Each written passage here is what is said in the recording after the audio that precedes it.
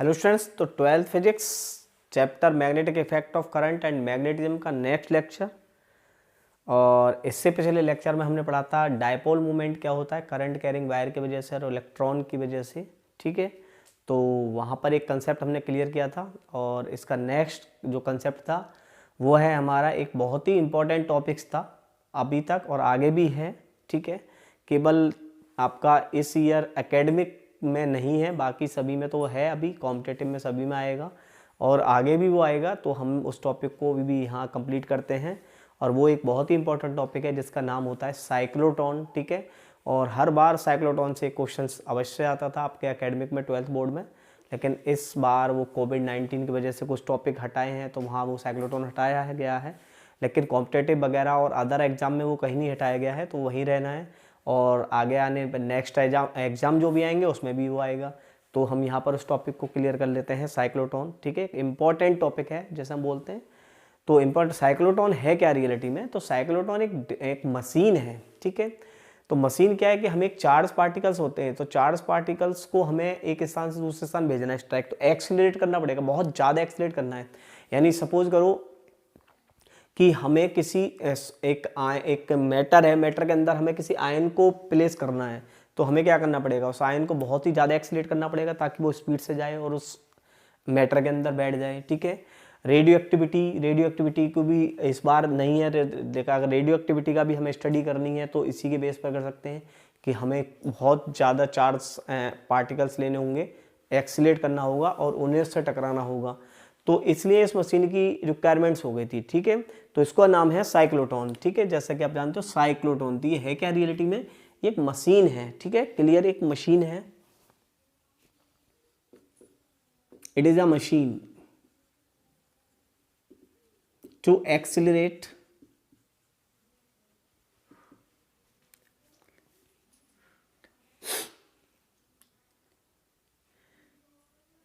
Charge particle. ठीक है, एक मशीन है जो चार्ज पार्टिकल को एक्सीलरेट कराने में काम आती है। किसने बनाई थी अगर इसकी बात करें तो it's make bye Lawrence and Livingstone. ठीक है, लॉरेंस एंड लिविंगस्टोन।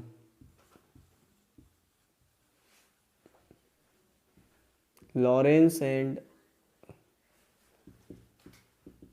लिविंगस्टोन। ठीक है, तो दो साइंटिस्ट थे, लॉरेंस और लिविंगस्टोन। उन्होंने ये मशीन बनाई थी और it is a machine to accelerate charge particle. ठीक है, it is a machine to accelerate charge particle, तो इसके लिए आई थी। अब काम क्या होता है कि चार्ज पार्टिकल को एक्सीलरेट कराती है, तो कैसे कराती है, क्या है मशीन, तो थोड़ा सा हम इसे डिटेल में पढ़ते हैं। तो हमें इसका पढ़ना पड़ेगा कंस्ट्रक्शन, वर्किंग। ठीक है, कैसे कैसे काम करती है तो वो हम पढ़ते हैं इसमें। तो अब देखिए इसको कैसे पढ़ना है, तो हमें पढ़ना है कि अब पहले प्रोसेस क्या था कि हमें किसी चार्ज पार्टिकल को एक्सीलरेट कराना है, तो हमें क्या करना पड़ेगा, उसे इलेक्ट्रिक फील्ड में रखना पड़ेगा। तो देखिए इलेक्ट्रिक फील्ड में अगर हम किसी चार्ज पार्टिकल को रखते हैं ऐसे करके, ठीक है, एक इलेक्ट्रिक फील्ड बना लेते हैं इस तरह का, और इसमें हम किसी चार्ज पार्टिकल्स को Q और मास M, ठीक है, इसको मूव कराते हैं। तो इसको मूव कराने से देखिए इसमें क्या होगा कि इसके पास एक एक्सीलरेशन आ जाएगा। इसका जो एक्सीलरेशन होगा वो क्या होगा, acceleration is equal to QE/m। भाई ये एक्सीलरेशन आएगा, एक्सीलरेशन इक्वल टू Q/m। भाई अगर चार्ज पार्टिकल है, सिंपल समझ में आ रहा है, अगर कोई चार्ज पार्टिकल है इलेक्ट्रिक फील्ड में रखेंगे तो उसमें फोर्स लगेगी, फोर्स क्या होगी, QE। तो हमने पढ़ा F इज इक्वल टू क्या होता है, ma। तो A इज इक्वल टू क्या हो जाएगा, F/m। तो F की जगह पर QE और m रख लिया तो इसमें एक्सीलरेशन आ गया। ठीक है, तो ये एक्सीलरेशन आ गया। अब अगर हम देखें इसको हम इक्वेशन में रखें तो v² is equal to u² plus 2as। ठीक है, तो अगर हमें किसी चार्ज पार्टिकल की स्पीड बढ़ानी है, हमें किसी चार्ज पार्टिकल की स्पीड बढ़ानी है तो उसे ज़्यादा देर तक इलेक्ट्रिक फील्ड में रखना पड़ेगा। भाई स्पीड देखिए डायरेक्टली प्रोपोर्शनल आ रही है किस पर, डिस्टेंस पर, तो हमें इलेक्ट्रिक फील्ड में ज़्यादा देर रखना पड़ेगा, इसके लिए हमें ज़्यादा डिस्टेंस बढ़ानी पड़ेगी। आ रहे समझ में? भाई स्पीड बढ़ानी है तो हमें डिस्टेंस ज़्यादा रखनी पड़ेगी, तब ज़्यादा डिस्टेंस रखेंगे तो हमें जब भी तो वेलोसिटी ज़्यादा बढ़ेगी, तो ज़्यादा देर तक चार्ज पार्टिकल को इलेक्ट्रिक फील्ड में रखना पड़ेगा। लेकिन एक प्रॉब्लम थी यहाँ पर, क्या हमने पढ़ा है इलेक्ट्रिक फील्ड में कि E is equal to B by L, भाई यही तो पढ़ा है, B by L, B by R, कुछ भी मान लीजिए, B is equal to E dot R, पढ़ा है पोटेंशियल का, पढ़ा था एक relation, D B is equal to E D R, तो same relation E is equal to V I R. अब आर जो है वो डिस्टेंस है, अब वो इन्वर्सली है कि जितनी डिस्टेंस बढ़ेगी उतना पोटेंशियल उतना फील्ड ड्रॉप हो जाएगा, सिंपल सा मतलब है भाई, डिस्टेंस ज़्यादा फील्ड कम। अब फील्ड कम होने से तुम्हें फिर समझ में आ रहा है, फिर वही चीज़ हो जाएगी प्रॉब्लम। तो यहाँ प्रॉब्लम थी, तो हमें एक ऐसी चीज़ लेनी थी कि जहाँ पर हमारी ये प्रोसेस सही हो जाए, यानी चार्ज पार्टिकल ज़्यादा टाइम तक भी रहे और इलेक्ट्रिक फील्ड भी ड्रॉप ना हो। तो ये कैसे पॉसिबल था, इसके लिए इन लोगों ने दिमाग लगाया, तो उन्होंने बोला इसके लिए क्या करना पड़ेगा हमें कि हम एक ऐसी मशीन बनाएंगे जहाँ पर दोनों फील्ड प्रेजेंट होंगे, इलेक्ट्रिक फील्ड और मैग्नेटिक फील्ड। इलेक्ट्रिक फील्ड क्या करेगा वहाँ पर, इलेक्ट्रिक फील्ड चार्ज पार्टिकल को एक्सीलरेट करेगा, मैग्नेटिक फील्ड उससे रोटेट कराएगा, जिससे कि चार्ज पार्टिकल ज़्यादा टाइम तक मैग्नेटिक फील्ड में रह जाए। तो उन्होंने क्या किया कि भाई ऐसे करके इलेक्ट्रिक फील्ड में चलाया यहाँ तक, फिर क्या किया, मैग्नेटिक फील्ड ने इसको ऐसे रोटेट करा दिया, फिर ये ऐसे आ गया, फिर रोटेट करा दिया, फिर ऐसे आ गया। तो चार्ज पार्टिकल की आपको पता है एस बढ़ने लगी, और देखो ये फील्ड में घूम रहा है तो इससे इसका एक्सेलरेशन भी आ गया। तो उन्होंने कुछ ऐसा ही सिस्टम बनाया कि जिससे चार्ज पार्टिकल्स ज़्यादा टाइम तक इलेक्ट्रिक फील्ड में रहा, उसकी स्पीड बढ़ गई, एक्सेलरेशन मिल गया उसे, और जो हमारा टारगेट था वहाँ तक हम उस चार्ज पार्टिकल को भेज सकते थे। ठीक है, तो ये साइक्लोट्रॉन था हमारा। तो इसकी हम कंस्ट्रक्शन सीखते हैं, पहले कंस्ट्रक्शन क्या है इसका। ठीक है, प्रोसेस समझ में आ गई भाई क्या करना था हमें, तो ये चीज़ करनी थी हमें पहले।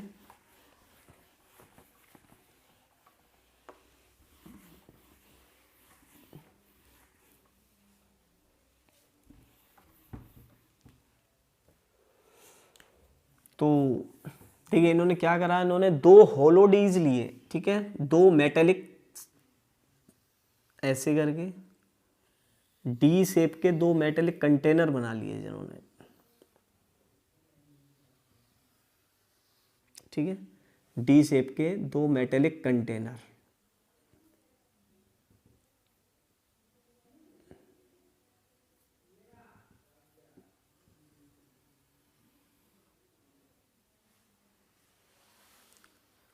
ठीक है, ये क्या है, अब ये डी शेप के, ये होलो मेटेलिक कंटेनर है,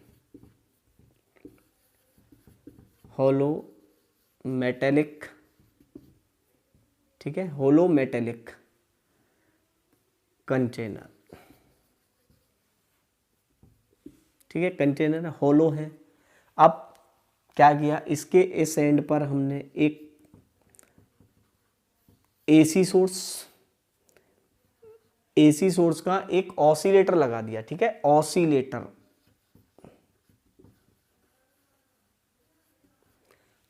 लगा दिया। अब इसका क्या काम है अभी सीखेंगे। ये कैसे कंटेनर है, ये होलो है, किसके हैं, मेटेलिक डिस्क, इसको वो डिस्क भी बोलते थे, ठीक है, डिस्क भी बोल सकते हो आप, डी शेप की होती है, डिस्क है। अच्छा, ये जो एरिया है ये वो एरिया है जहां पर इलेक्ट्रिक फील्ड जनरेट है, क्लियर आ रहा है, ये वो एरिया है जहां पर इलेक्ट्रिक फील्ड जनरेट है। अब एक चार्ज पार्टिकल को सपोज करो हमने यहाँ रखा Q और मास M, अब इसको इलेक्ट्रिक फील्ड में, अब सपोज करो कि क्या करें कि पहले कंडीशंस में हमने इसको पॉजिटिव, इसको नेगेटिव और इसको पॉजिटिव चार्ज दे दिया, ठीक है, इसको पॉजिटिव और इसको नेगेटिव चार्ज दे दिया, या ऐसे कर लीजिए, इसको पॉजिटिव इसको नेगेटिव, कैसे भी मान लीजिए, तो स्टार्ट करना है हमें कहीं से भी। इसको मान लेते हैं हम D1 और इसको मान लेते हैं हम D2, ठीक है जी। अब हमने चार्ज को एक्सीलरेट कर दिया इस तरह से, भाई हमारा चार्ज एक्सीलरेट हो गया, हमारा एक चार्ज पार्टिकल तब एक्सीलरेट हुआ। अब एक्सीलरेट करके चार्ज पार्टिकल कहाँ एंटर कर गया, वो चार्ज पार्टिकल इस डी में एंटर कर गया, यहाँ से यहाँ तक उसकी स्पीड बढ़ी क्योंकि इलेक्ट्रिक फील्ड में था। जैसे ही वो कंटेनर के अंदर गया इलेक्ट्रिक फील्ड जीरो हो गया, क्योंकि हमें पता है मेटेलिक जो कंडक्टर होते हैं उनके अंदर इलेक्ट्रिक फील्ड क्या होता है, जीरो होता है। तो जैसे ही इस कंटेनर के अंदर गया इलेक्ट्रिक फील्ड जीरो हो गया। अब क्या होगा, जीरो हो गया, तो जैसे ही इस कंटेनर के अंदर गया जीरो होने पर जो इसके अंदर मैग्नेटिक फील्ड, अब मैग्नेटिक फील्ड कैसे क्रिएट करा, देखिए मैग्नेटिक फील्ड बना देते हैं हम इसके सारे। तो इन्होंने क्या किया कि इस भाई ये ऐसे बनाया कंटेनर, इसके एक बाहर नॉर्थ पोल मतलब नॉर्थ मैग्नेट की और एक साउथ पोल की, दोनों तरफ मैग्नेट रख दी इसमें, ठीक है, जिससे उनके अंदर एक मैग्नेटिक फील्ड क्रिएट हो गया। यानी इसके दोनों साइडों में, इस कंटेनर के इधर और इधर एक बड़ी बड़ी मैग्नेट लगा दी और अलग अलग पोल की, तो जिससे इसमें क्या इलेक्ट्रिक फील्ड जनरेट हो गया।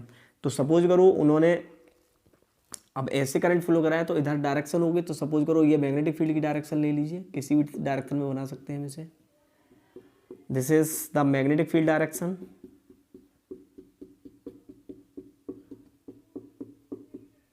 ठीक है, मैग्नेटिक फील्ड डायरेक्शन हो गया। अच्छा जी, अब मैग्नेटिक फील्ड डायरेक्शन की वजह से यहाँ एक मैग्नेटिक फील्ड क्रिएट हो गया। अब मैग्नेटिक फील्ड क्रिएट हो गया तो मैग्नेटिक फील्ड क्या करता है, मैग्नेटिक फील्ड तो आपको पता है, मैग्नेटिक फील्ड किसी भी चार्ज की, मूविंग चार्ज की डायरेक्शन को चेंज कर देता है। आ रहा समझ में, जब जैसे ही कोई चार्ज है वो मैग्नेटिक फील्ड में आएगा तो वो क्या करेगा, उसे रोटेट करा देगा।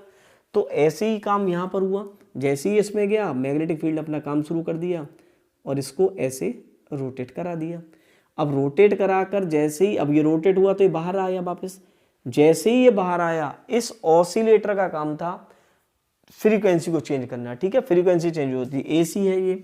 तो एक तो यहाँ पर जो हाई पोटेंशियल था, हमारा हाई पोटेंशियल मान लीजिए 1000 वोल्ट था, ठीक है, और जो फ्रीक्वेंसी थी, इसकी फ्रीक्वेंसी थी वो थी 10⁶, मतलब बहुत जल्दी ऑसिलेट होती थी। मतलब अब इसका क्या काम था कि जैसे ही पार्टिकल्स बाहर निकलने वाला था, इसने इनके पोलरिटी को चेंज कर दिया, इसकी पोलरिटी को चेंज कर दिया। अब इधर कर दिया माइनस और इधर कर दिया प्लस, तुरंत। अब क्या होगा, जैसे ही ये फील्ड, जैसे ही ये चार्ज पार्टिकल इससे बाहर निकला, इलेक्ट्रिक फील्ड में आ गया, पोलरिटी चेंज हुई, इसकी इलेक्ट्रिक फील्ड के कारण इसमें एक्सीलरेशन आ गया फिर। और जैसे ही एक्सीलरेशन आकर ये D1 में एंटर करा, आपको पता है फिर इलेक्ट्रिक फील्ड फिर 0 हो गई, भाई इलेक्ट्रिक फील्ड बंद हो गया। लेकिन इसको एक्सीलरेशन तो बढ़ गया, हाँ इसका एक्सीलरेशन बढ़ गया। भाई यहाँ से चला था, यहाँ से घूमने पर जो स्पीड आई थी, अब यहाँ से यहाँ पर आने पर स्पीड फिर चेंज हो गई, स्पीड और बढ़ गई इसकी। भाई स्पीड बढ़ने से क्या हुआ, भाई पहले यहाँ से बढ़ा तो यहाँ से हुआ, स्पीड बढ़ने से ये और तेजी से गया, तो और तेजी से घूमने पर इसका क्या हुआ, ऐसे रोटेशन हो गया। ये फिर बाहर निकला, जैसे ही ये फिर बाहर आया, फिर पोलरिटी चेंज हो गई, भाई फिर पोलरिटी चेंज हुई, फिर पोलरिटी चेंज हुई, तो ये फिर ऐसे निकला। तो ये इसी तरह से रोटेट करता रहा और इसकी ये देखिए बार बार इसका एक्सीलरेशन होता गया। और लास्ट टाइम पर यहाँ पर एक विंडो होती है, ठीक है, ये विंडो है जिसमें से चार्ज पार्टिकल्स बाहर आता है और अपने टारगेट पर पहुंच जाता है। तो ये प्रोसेस थी इसकी, ठीक है, आपको समझ में आ गया होगा। दोबारा समझ लीजिए, भाई इन्होंने क्या लिया, 2 होलो डी ली, उनके अक्रॉस एक पोटेंशियल जनरेट कर दिया। पोटेंशियल बहुत ही हाई था, जिसे हम बोलते हैं 1000 वोल्टेज का लगाया था। और एक फ्रीक्वेंसी ऑसिलेटर था जो बार बार इसकी पोलरिटी को चेंज करने के काम आता था, और ये इसकी फ्रीक्वेंसी होती थी 10⁶, ठीक है। वो ऐसे सेट करते थे कि जैसे ही पार्टिकल्स बाहर आए तुरंत ही इसकी पोलरिटी चेंज हो जाए, ठीक है। सेम टाइम ड्यूरेशन रखते थे। एसी है तो वो यही देखते थे कि जैसे ही पोलरिटी चेंज होगी तो बिल्कुल सेम एसी की तरह बिहेव करेगी, ऐसे करके इस जैसे इसकी चेंज ऐसी एसी की चेंज हो जाती है, तो सेम पोलरिटी चेंज कर देते थे वो। तो होता क्या था कि जैसे ही उन्होंने इलेक्ट्रिक फील्ड में छोड़ा यहाँ पार्टिकल्स को, तो उसकी स्पीड बढ़ी। जैसे ही डी में एंटर किया, इलेक्ट्रिक फील्ड 0 हुआ।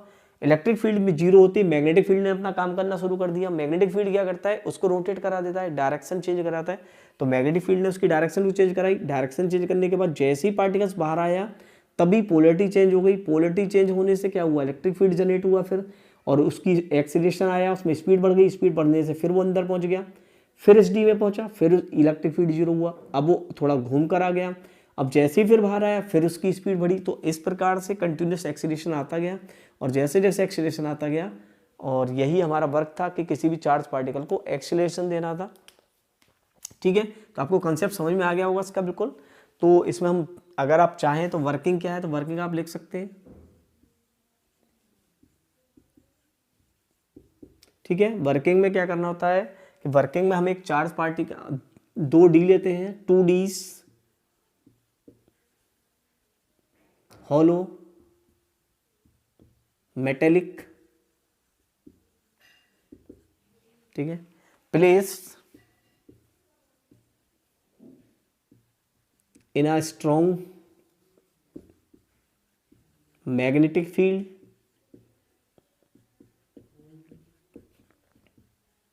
ठीक है, स्ट्रॉन्ग मैग्नेटिक फील्ड में प्लेस कर देते हैं, and these are connected with high potential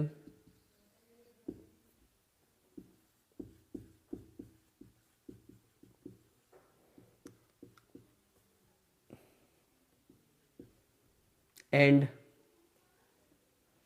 oscillator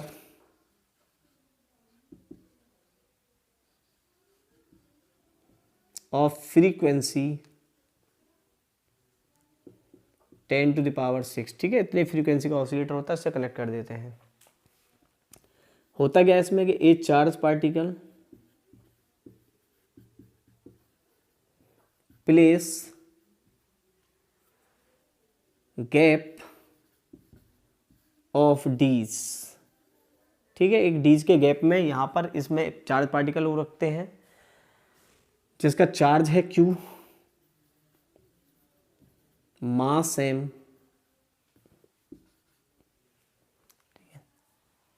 it start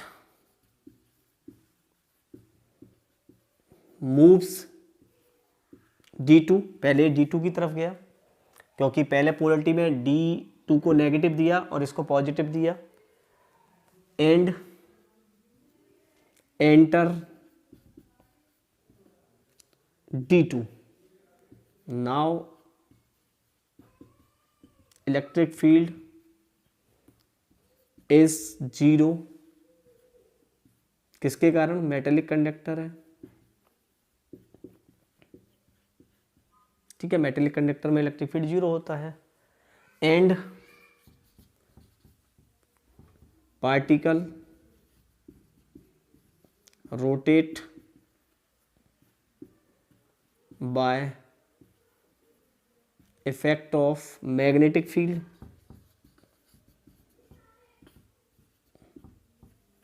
भाई मैग्नेटिक फील्ड की वजह से रोटेट होकर बाहर आ गया, as the particle comes out, polarity change,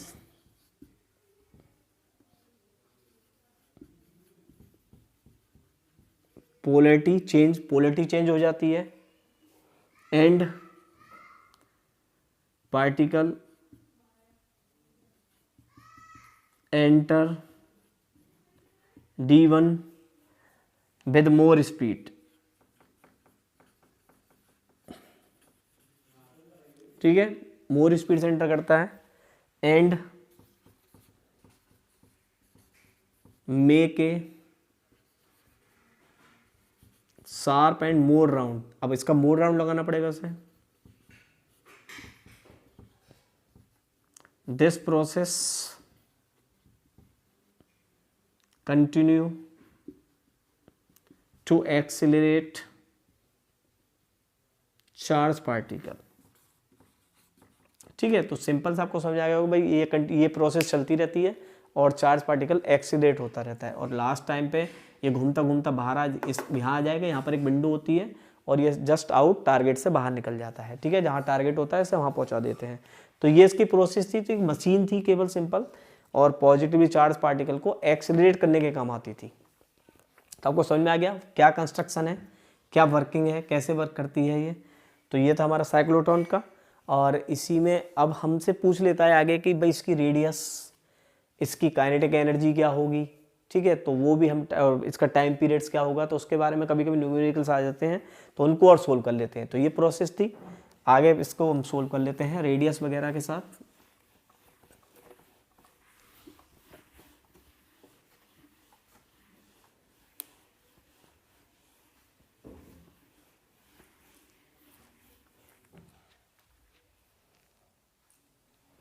ठीक है, तो हमने पढ़ा है कि जब भी कोई चार्ज पार्टिकल्स अगर किसी मैग्नेटिक फील्ड में, ठीक है, रोटेट करता है तो उसकी रेडियस क्या होती है, तो उसकी जो रेडियस होती है वो होती है R = mv/qb। पढ़ा है ना ये, भाई अगर कोई चार्ज पार्टिकल है, अगर वो रोटेट कर रहा है तो उस पर कौन सी फोर्स लग रही है, B Q B is equal to M B square upon R. B से बी काट दें यहाँ से, तो आर की वैल्यू हमने निकाल ली यहाँ से, M B by B Q. ठीक है, एम क्या है, mass of the particle, B क्या है, velocity of the particle, B क्या है, मैग्नेटिक फील्ड, क्यू क्या है, चार्ज। तो ठीक है, तो R is equal to M B by Q B. अच्छा, यहाँ से अगर हम वेलोसिटी की बात करें तो वेलोसिटी क्या हो जाएगी हमारी, वेलोसिटी हो जाएगी हमारी Q B R by M, Q B R by M, Q B R by M निकाल सकते हो ना यहाँ से, वेलोसिटी समझ में आ रहा है, V R V Q Q B I M, सही है। अगर हमसे बोले काइनेटिक एनर्जी निकालनी है तो भाई काइनेटिक एनर्जी निकाल सकते हैं। काइनेटिक एनर्जी क्या होती है, half M B square,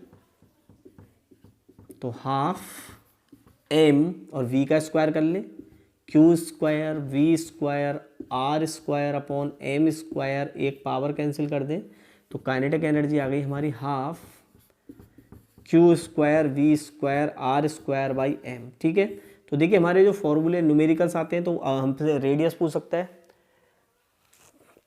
velocity, ठीक है, काइनेटिक एनर्जी, काइनेटिक एनर्जी कितनी होती है, काइनेटिक एनर्जी भी निकलवा सकता है, तो काइनेटिक एनर्जी निकाल सकते हैं। अच्छा, काइनेटिक एनर्जी के बाद टाइम पीरियड भी निकाल सकता है कि एक रोटेशन में कितना टाइम लगेगा। तो देखो टाइम इज इक्वल टू क्या होता है, डिस्टेंस अपॉन स्पीड, एक पूरा सर्कल मान लीजिए 2 पाई आर, और अपॉन बी, बी की वैल्यू क्या है, Q B R by M, तो एम ऊपर ले जाएं, इसको लिख लें क्यू बी आर, आर से आर कैंसिल कर दें, तो टाइम आ गया हमारा 2 pi M by Q B. ठीक है, तो देखिए टाइम पीरियड भी निकाल लिया हमने। और क्या पूछ सकता है, फ्रीक्वेंसी पूछ सकता है, तो फ्रीक्वेंसी अगर पूछे तो फ्रीक्वेंसी क्या होता है, 1/t होता है, भाई 1/t कर लीजिए, 1/t हो गया, तो Q B upon 2 pi M. ठीक है, तो इससे ज़्यादा कुछ भी पूछता नहीं है। देखिए रेडियस निकाल सकते हैं, वेलोसिटी निकाल सकते हैं, काइनेटिक एनर्जी निकाल सकते हैं हम, टाइम पीरियड निकाल सकते हैं और फ्रीक्वेंसी भी निकाल सकते हैं। ठीक है, देखिए टाइम पीरियड अब हमें समझ जा रहा है 2 pi M Q B, time period directly proportional mass, mass पर डिपेंड कर रहा है, जितना मास ज़्यादा होगा टाइम पीरियड उतना ही ज़्यादा लगेगा उसे रोटेशन होने में। ठीक है, वी, तो ये फ्रीक्वेंसी हो गया। तो ये कंसेप्ट था हमारा साइक्लोट्रॉन का। अच्छा, इसमें क्या करता है, ये पॉजिटिवली चार्ज पार्टिकल को रोटेट कराता है। तो इसकी अगर हम लिमिटेशन की बात कर लें कि भाई इसकी लिमिटेशन भी क्या है, क्या क्या लिमिटेशन है इसकी,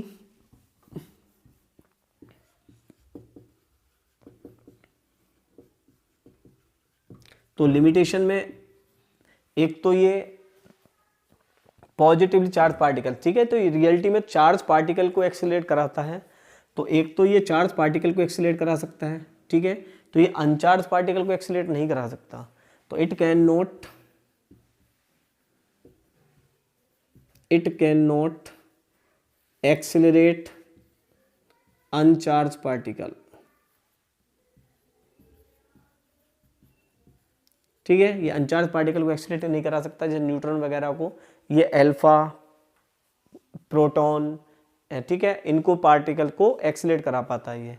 सेकंड, इलेक्ट्रॉन को नहीं कराता, भाई इलेक्ट्रॉन को ये रोटेट नहीं कराता। इलेक्ट्रॉन को रोटेट कराने का मतलब ये नेगेटिव का मतलब नहीं है कि इलेक्ट्रॉन के पास नेगेटिव चार्ज पार्टिकल को रोटेट कराता है, नेगेटिव से कोई मेल नहीं है इसका, ये रियलिटी में लाइट पार्टिकल है, तो ये लाइट पार्टिकल को भी एक्सीलरेट नहीं करा सकता है, लाइट पार्टिकल।